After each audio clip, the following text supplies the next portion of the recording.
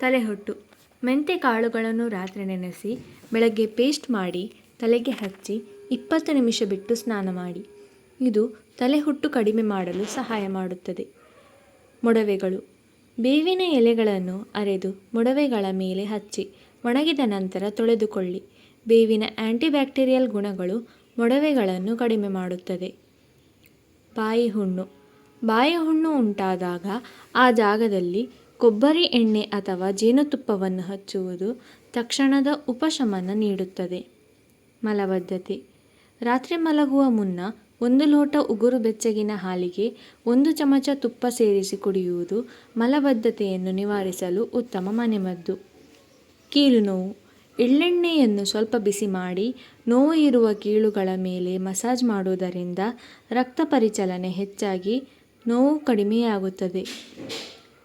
ನಿದ್ರಾಹೀನತೆ. ರಾತ್ರಿ ಮಲಗುವ ಮುನ್ನ ಬಿಸಿ ಹಾಲಿಗೆ ಸ್ವಲ್ಪ ಜಾಯಿಕಾಯಿ ಪುಡಿ ಸೇರಿಸಿ ಕುಡಿದರೆ ನರಗಳು ಶಾಂತವಾಗಿ ಉತ್ತಮ ನಿದ್ರೆ ಬರುತ್ತದೆ. ಕಣ್ಣಿನ ಆಯಾಸ. ಕಂಪ್ಯೂಟರ್ ಅಥವಾ ಮೊಬೈಲ್ ಬಳಕೆಯಿಂದ ಕಣ್ಣುಗಳು ಸುಸ್ತಾಗಿದ್ದರೆ ತಣ್ಣನೆಯ ಸೌತೆಕಾಯಿ ಹೋಳುಗಳನ್ನು ಕಣ್ಣಿನ ಮೇಲೆ 10 ನಿಮಿಷ ಇಟ್ಟುಕೊಳ್ಳಿ. ಬಾಯಿಯ ದುರ್ವಾಸನೆ. ಬಾಯಿಯ ದುರ್ವಾಸನೆ ಇದ್ದರೆ ದಿನಕ್ಕೆ 2 ಬಾರಿ ಲವಂಗ ಅಥವಾ ಏಲಕ್ಕಿ ಜಗಿಯುವುದು ನೈಸರ್ಗಿಕ ಮೌತ್ ಫ್ರೆಶರ್ ಆಗಿ ಕೆಲಸ ಮಾಡುತ್ತದೆ. ದೇಹದ ಶುದ್ಧೀಕರಣ.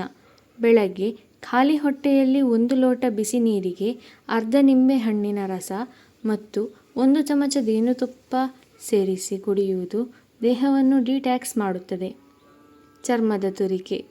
ಚರ್ಮದ ಮೇಲೆ ಸಣ್ಣ ಪುಟ್ಟ ತುರಿಕೆ ಅಥವಾ ಅಲರ್ಜಿ ಇದ್ದರೆ ಆ ಜಾಗದಲ್ಲಿ ತಾಜಾ ತೆಂಗಿನ ಎಣ್ಣೆಯನ್ನು ಹಚ್ಚುವುದರಿಂದ ಚರ್ಮಕ್ಕೆ ತಂಪು ಮತ್ತು ಉಪಶಮನ ಸಿಗುತ್ತದೆ. ಗಮನಿಸಿ, ಈ ಮದ್ದುಗಳು ಕೇವಲ ಪ್ರಾಥಮಿಕ ಆರೈಕೆಗೆ ಮಾತ್ರ. ಸಮಸ್ಯೆ ತೀವ್ರವಾಗಿದ್ದರೆ ಅಥವಾ ದೀರ್ಘಕಾಲದವರೆಗೆ ಮುಂದುವರಿದರೆ ಸ್ವಯಂ ಚಿಕಿತ್ಸೆ ಮಾಡದೆ ತಜ್ಞ ವೈದ್ಯರನ್ನು ಸಂಪರ್ಕಿಸುವುದು ಯಾವಾಗಲೂ ಉತ್ತಮ.